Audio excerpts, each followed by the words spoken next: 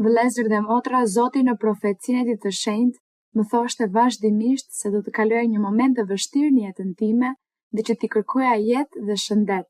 Ai më thoshte se do më duhej të shkoja në spital dhe ndodhi se në 11 qershor unë pata një krizë konvulsive natën, u zgjova, u bëra gati, u shtriva sërish dhe gjithë natën kisha konvulsione, kriza epileptike, të nesërme më çuan në urgjencë në spital. Kur mbrita atje, rash në gjendje kome nga epilepsia, neurologu i tha nënës time se nëse unë do të zgjohesha, nuk do të ecja, nuk do të flisja, do të kisha nevojë për ndihmë për t'i bërë gjërat. I thanë në fund se më kishin sjell shumë vonë në spital dhe se shanset për mbjetesë ishin 40% dhe se nuk kishin çfarë të bënin për mua. Megjithatë, më çuan në pavionin 5 dhe Zoti për të gjitha premtimet që më kishte bërë, me lutjet e familjes time dhe të vëllezërve dhe motrave këtu në Kish, lejoi që të më transferonin dhe kur më morën më vendosën aparatet tek syt sepse nuk mund të bënin asgjë për mua. Unë isha e intubuar me shumë gjëra. Kur mbrita në Bogota në kryeqytet, aty u përmbush fjala e Zotit kur më tha se do të më duhej të shkoja në spital.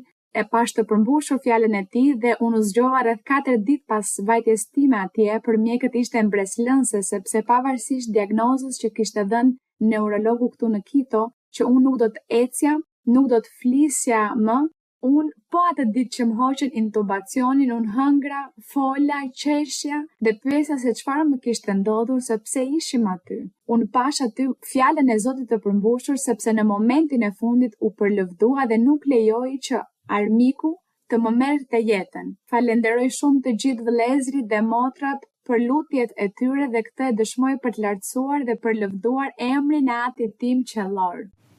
Dua të dëshmoj se në datën 22 dhjetor të vitit të shkuar kalova një sëmundje shumë të rëndë. Neurologja në të cilën unë shkoja i tha prindërve të mi se unë kisha një sëmundje që akur më parë nuk e kishte ndeshur. Kishte 80% mundësi që unë të vdisja dhe në atë 20% mundësi që kisha për t'jetuar, mund të mbetesha në gjendje shumë të keqe.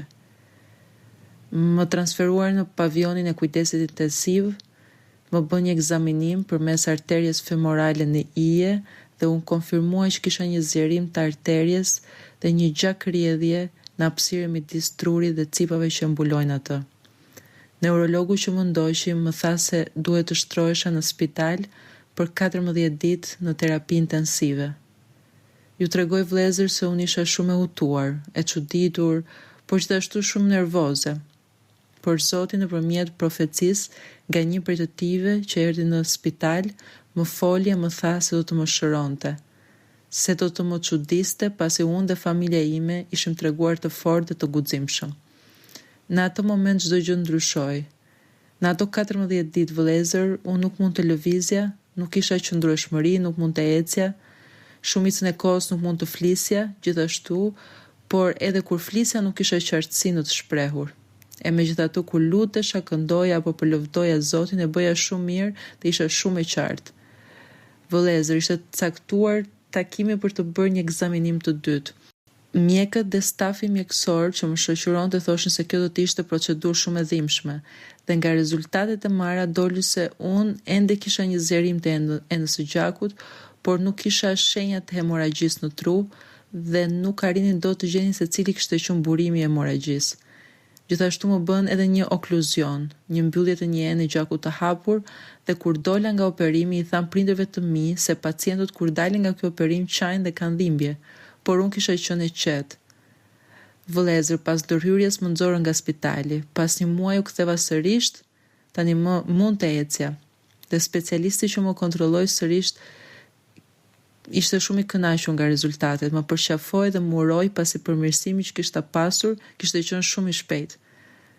Dhe për herë të tretë më bën sërish ekzaminimin, pananiografin, dhe unë kur nuk pata asnjëherë dhimbje gjatë bërjes së këtij ekzaminimi dhe çdo gjë doli mirë. Zoti më lejoi mua dhe familjes time gjithashtu të bënim disa ditë pushime në plazh.